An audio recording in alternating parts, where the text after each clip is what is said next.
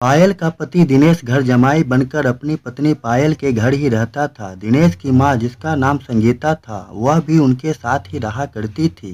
संगीता हमेशा अपने समधी यानी कि पायल के पिता, जो कि घर पर ही रहते थे, अपना ज़्यादातर समय उनके साथ ही बिताती।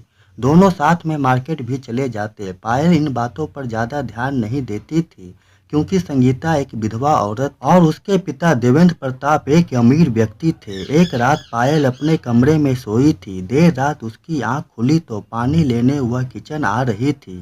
तभी उसकी सास संगीता के कमरे से कुछ आवाज़ सुनाई दी। पायल दरवाजे के पास आई तो वह आवाज़ उसकी सास और उसके पिता देवेंद्र प्रताप की थी। पायल कुछ देर उनकी बातें सुनती रही। संगीता कह रही थी, मुझे जाने दो, कहीं पायल और दिनेश ने देख लिया तो पता न क्या क्या सोचने लगेंगे।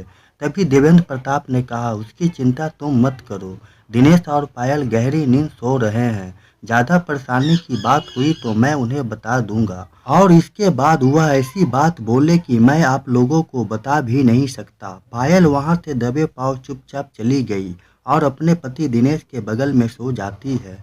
काफी देर तक वह अपनी सास और अपने पिता के बारे में ही सोच रही थी।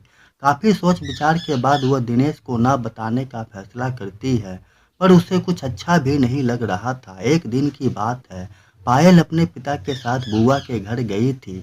जब वापस आई तो घर में एकदम सन्नाटा था। दोनों अंदर संगीता को ढूंढते हुए ऊपर के कमरे में जाते हैं तो देखते हैं संगीता अपने बेटे के साथ कमरे में बैठी थी।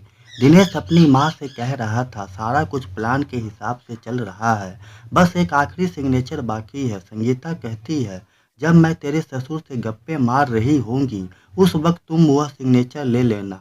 देवेंद्र प्रताप पुलिस को फोन कर बुला लेते हैं। पुलिस की तहकीकात में पता चलता है दोनों इसी तरह लोगों का लूटने का काम करते थे।